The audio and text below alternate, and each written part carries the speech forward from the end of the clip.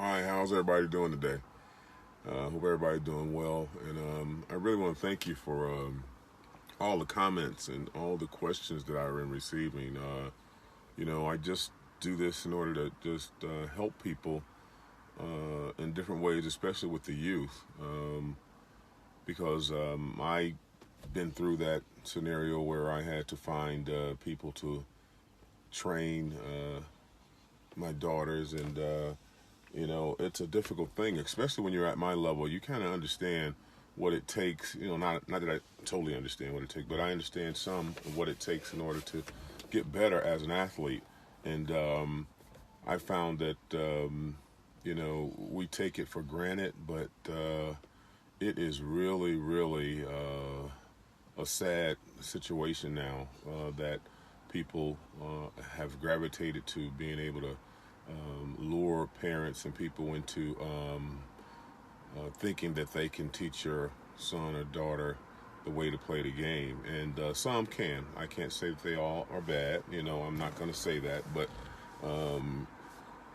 it's just too much now. And I've visited several gyms, and it's really bad. And if any of you guys seen my last post, we were discussing different ways that I would throw out there to say this would better serve your child, as they, get better and better in basketball. And the thing is that, you have to figure out what it is you need. And I'll take example as this, is that when I first started, I was a little chunky kid, and what I could do is I always could shoot. When I knew I could shoot, that's what I did. And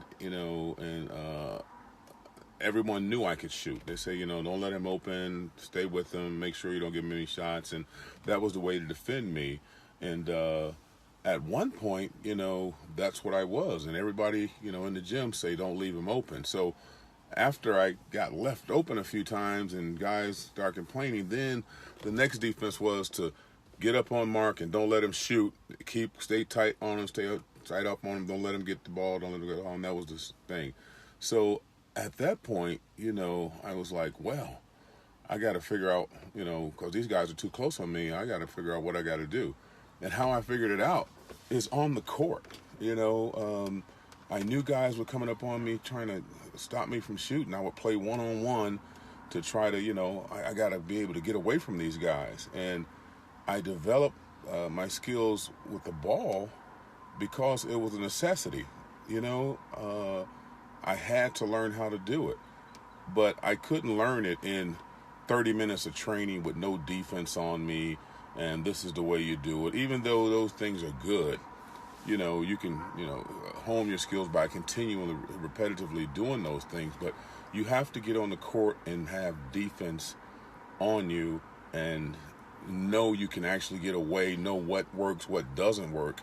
And that's how you do it. Just by doing a drill every day, it's not going to get, you have to actually feel the actual action of the game in order to hone that skill down completely. And then when you try it and you know what doesn't work, you know what you have to improve on, and then you can go forward, And I think that, like I said in my last video, is that they need to get in the gym, not in a structured environment, even though you can structure it a little bit, but you need to get in the gym and let your kid play against other kids. You can see if their talent level is too high or too low. Sometimes too high is not bad, because I was allowed to play with the older guys, and that helped me to be able to say, okay, well, you know what, you can play, but you better be able to shoot the ball. You better be able to, don't turn the ball over, and those kind of things. And that kind of thing helped me. So I would advise, parents to, go out and find a recreation place where they play basketball, and let them go out and spend some time like that. Not to say that you don't want to have anybody training your kid, because I think that can help too. It absolutely can help. But they need some time to grow and experience what they're doing, and even take some of those drills that work and try them out on other people without any instructions. So really think about carving out some time and carving out a place where they could play, and let them go out and really compete with other kids. They know what level they are. I can even say that for high school kids. It's amazing. I spent time in Chicago, and I talked to a lot of coaches, and I really found something incredible. Is that I found out that if you're playing, I don't know if everyone knows, but if you're playing at Morgan Park, and they're having an open gym at Morgan Park, none of the Simeon kids will come to Morgan Park to play. I can't say not, but usually they don't.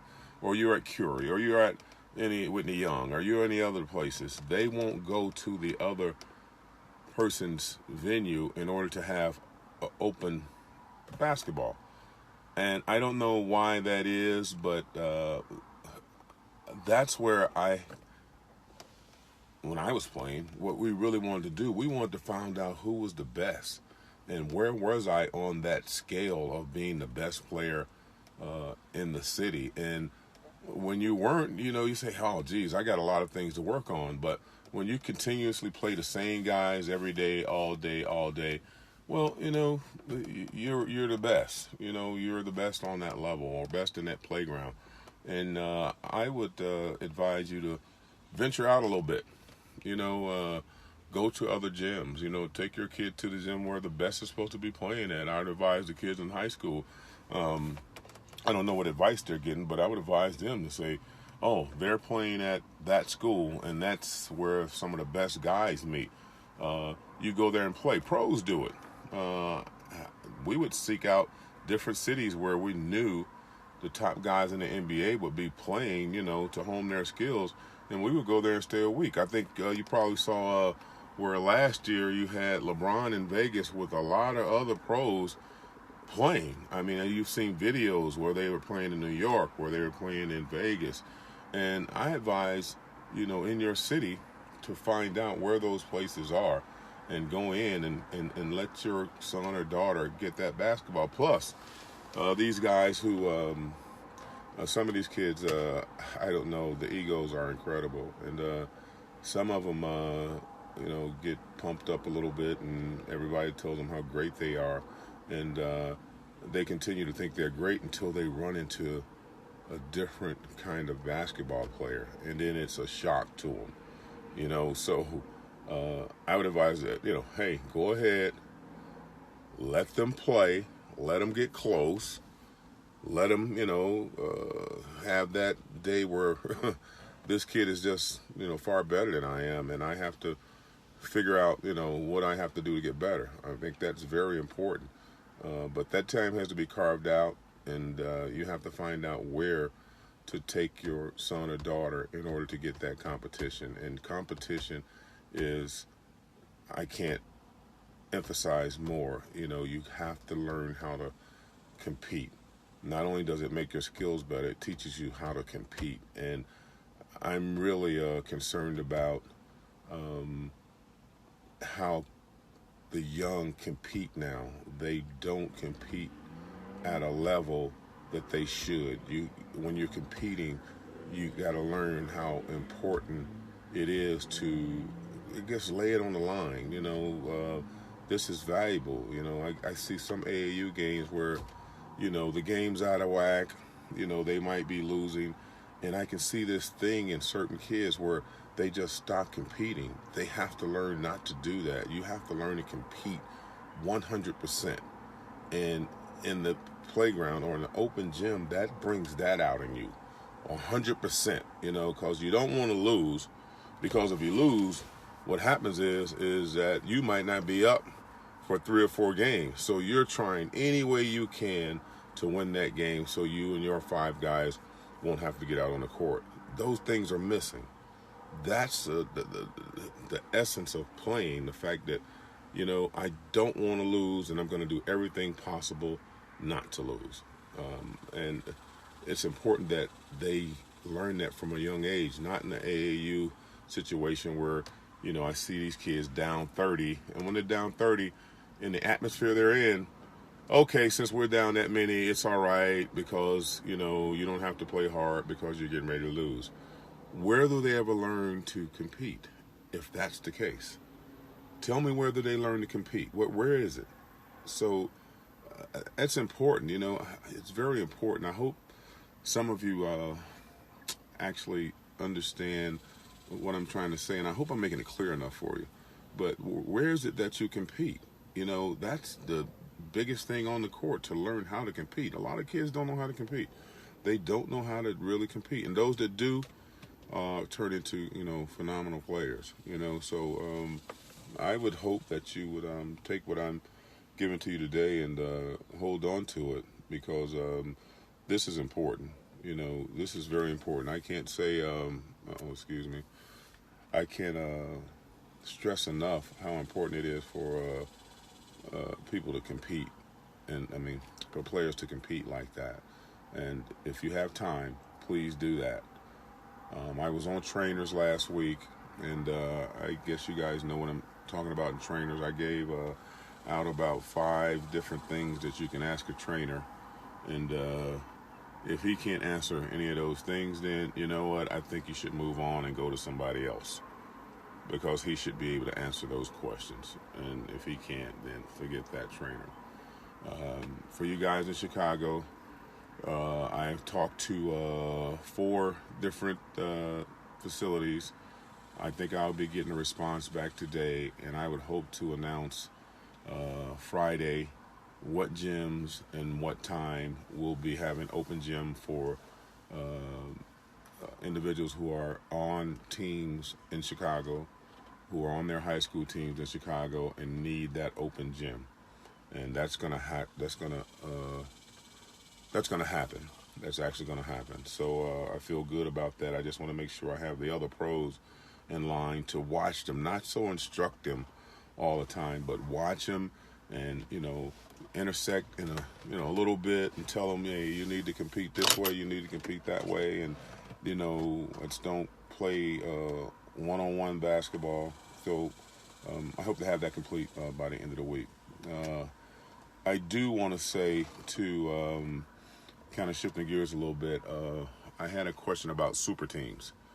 You know, super teams in the NBA are not a bad thing. You know, I think that we look at it saying, because Golden State has won, you know, in their 3 or 4 years. If you look back in my day, it was Lakers, Boston for a while. Then it was Sixers. It was, you know, it was that kind of thing for a while. But, you know, I think that when you're playing basketball, you force the organization in your city to step up. Not only just step up and go out and get the free agent and the star. Stars don't win the game. It's the supporting cast that wins the game, because we're too stuck on Kevin Durant and things like that. Who knew where Draymond Green came from? He's a big part of their winning. I mean, what's the kid? I mean, I think it's the center. I can't remember his name, that played this year. Came off the bench. Who knew where he came from? So when you look at it, we focus on the superstars. The superstars are going to do what they do. But the guys that win the game are those guys that, you know, give that 20, and you had no idea that he was going to give you 20. You know, you didn't know that. I mean, those are the guys that win the game, understanding basketball, because the superstar is going to give you what they give you night in and night out. But then you have situations where you have a guy come off the bench, or you're 6 man. I think the Cavaliers switched up their center situation in the Boston series, which was great. That's what wins games. So superstars do get you a foundation where, okay, now we're good, you know, and you do have to have them. You know, I look at the Kawhi Leonard scenario. I look at, you know, all the other guys. Sure, they're going to make teams better, but you have to have those guys that are solid and not starting. If you take it, for instance, we look at Cleveland and then we look at Golden State.